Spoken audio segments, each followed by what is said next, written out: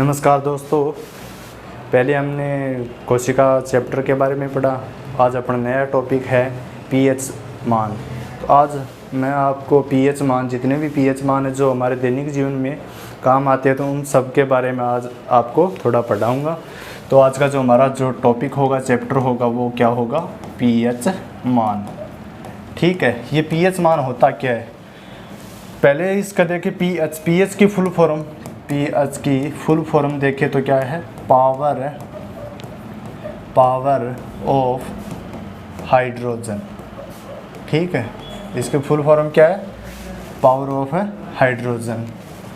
फिर अपन देखते हैं पीएच होता क्या है। पीएच पदार्थ, मान लो जो कोई जैसा भी पदार्थ है, पदार्थों का ऐसा विलयनों का जो मान होता है उसके बारे में ये प्रदर्शित करता है। ठीक है, विलयन कितने प्रकार के होते हैं जो हमारे दैनिक जीवन में काम आते हैं? तो जो विलयन है वो दो प्रकार के होते हैं। एक तो होता है अम्लीय विलयन और एक होता है क्षारीय विलयन। ठीक है, इनकी प्रकृति की बात करें तो ये अम्लीय प्रकृति और क्षारीय प्रकृति। ठीक है, क्षारीय प्रकृति। फिर अपन देखते हैं पीएच मान। पीएच मान किसने दिया? किसी ने तो इसकी खोज की होगी, तो उस वैज्ञानिक का नाम था खोजकर्ता या प्रतिपादन करने वाले वैज्ञानिक का नाम, तो उसका नाम है सोरेनसन। ठीक है, सोरेनसन 1909 ईस्वी में इसने पीएच मान संपादित किया या प्रतिपादित किया। ये रसायन विज्ञान के क्या थे? ज्ञाता थे, रसायन शास्त्री बोल दो। ठीक है, ये रसायन विज्ञान से जुड़े थे। इन्होंने जितने भी पदार्थ हैं उनके अलग अलग प्रकृति है, उनका पीएच मान निर्धारित किया, जो आज हम जैसे एग्जाम्पल में लेंगे। अगर इसके लक्षण देखिए, पीएच के लक्षण, अगर लक्षणों की बात करें, लक्षण देखो, जैसे कि हम ताप बढ़ाएंगे तो क्या होगा? पीएच मान में क्या होगी? कमी होगी। ठीक है, जैसे ही ताप बढ़ाएंगे तो पीएच मान में क्या होगी? कमी होगी। ये वृद्धि कर रहे हैं। ठीक है, और क्या है? अगर देखें, जिस भी पदार्थ का विलयन 7 से कम है, 7 से कम है तो उसकी प्रकृति कैसी होगी? अम्लीय। अगर देखें विलयन का जो प्रकृति है ये 7 से अधिक, तो उसकी प्रकृति कैसी है? क्षारीय। ठीक है, और देखें 7, अगर पदार्थ की प्रकृति 7 है, निश्चित है, तो वो होगा उदासीन। ठीक है, फिर अपन बात करेंगे, आज एग्जाम्पल के रूप में लेंगे, जैसे पानी पीते हैं, उसका पीएच मान कितना होता है। कुछ अल्कोहल का भी नशा करते हैं, कुछ बियर का नशा करते हैं, तो उन सब का जितना भी पीएच मान होता है तो मैं आपको बताऊंगा। तो सबसे पहले एग्जाम्पल में देखेंगे अपन जल क्या होता है? उदासीन। जल का पीएच मान कितना होता है? 7। फिर अपन देखेंगे कि इसका सिरके का पीएच मान कितना होता है? 3। फिर अपन देखेंगे शराब, जिसे क्या बोलते हैं? एल्कोहल,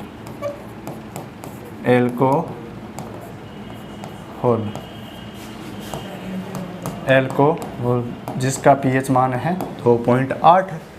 जल का पीएच मान तो है 7 और सिरके का है 3, एल्कोहल का है 2.8। अगर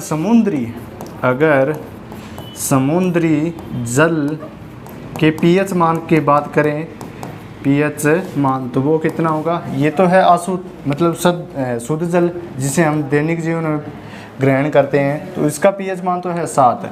लेकिन समुद्री जल में होता क्या है? लवण की मात्रा अधिक होता है, तो इसका पीएच मान कुछ न कुछ अलग होगा, तो वो होता है 8.4 या कभी एग्जाम में 8.5।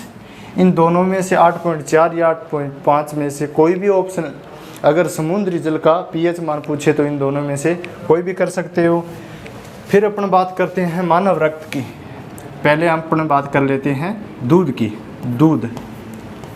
दूध का पीएच मान, ठीक है, पीएच मान, दूध का पीएच मान कितना होता है? 6.4 या 6.5, ठीक है।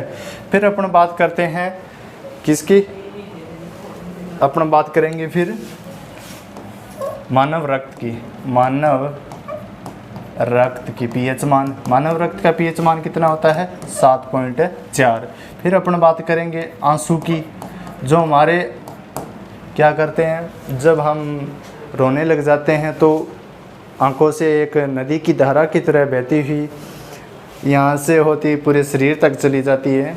तो अगर उसकी पीएच मान, वो भी क्या है, एक विलियन है, तो उसका कुछ ना कुछ पीएच मान होगा, तो उसका भी पीएच मान कितना होगा? 7.4।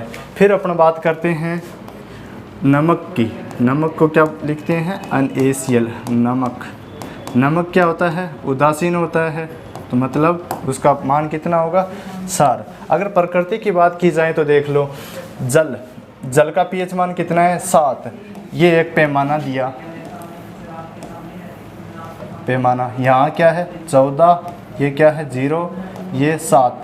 ये 0 से और 7 के मध्य में होगा, उसकी प्रकृति होगी अम्लीय प्रकृति।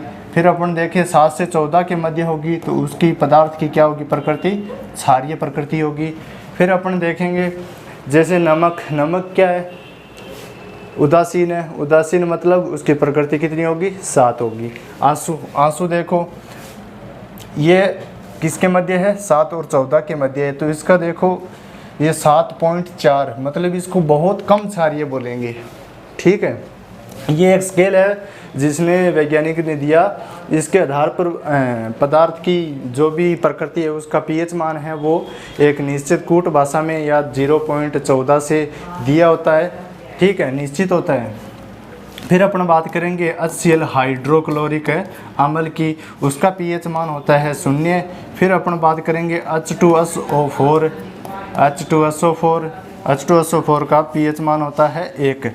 फिर अपन देखते हैं दैनिक जीवन में काम आने वाले, जैसे अचार का पीएच मान कितना होता है? 3.5 से लेकर 3.9 तक। फिर अपन बात करें किसके? टमाटर की बात करें तो 4.5, ठीक है। फिर अब देखो स्टार्टिंग से बताता हूँ क्या पढ़ा। पीएच की फुल फॉर्म क्या है? पावर ऑफ हाइड्रोजन, ठीक है। पीएच होता क्या है? पीएच एक ऐसा स्केल रिएक्टर है जिस पर पदार्थ का जो विलयन होता है उसकी प्रकृति का मान दिया होता है। फिर अपन बात करेंगे खोजकर्ता। पीएच मान दिया किसी ने तो दिया होगा, तो उसके खोजकर्ता कौन है? सोरेनसन ने 1909 ईस्वी में।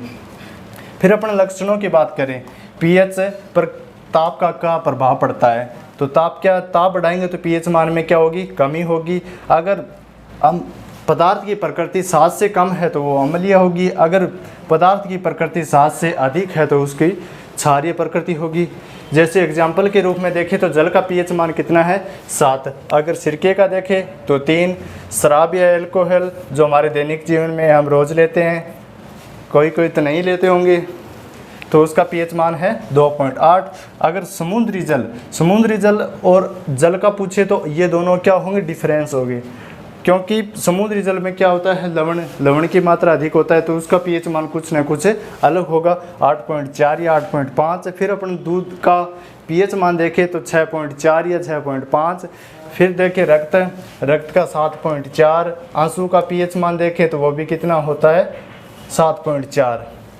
फिर अपन नमक मतलब सोडियम, NaCl का पीएच मान 7 का मतलब है यहाँ उदासीन प्रकृति। कैसी होगी? उदासीन प्रकृति। फिर अपन देखें सल्फ्यूरिक अम्ल 1। फिर और लास्ट में अचार आता है जो हमारे दैनिक जीवन में लगभग काम में लेते हैं तो उसका पीएच मान है 3.5 से लेकर 3.9 तक, और टमाटर की बात की जाए तो 4.5। ये जितने भी हमारे दैनिक जीवन में काम आने वाले जो भी पदार्थ है उसकी प्रकृति और उसके पीएच मान को मैंने बताया। तो इस वीडियो को लाइक और चैनल को सब्सक्राइब ज़रूर करें। मिलते हैं अगले वीडियो में। धन्यवाद।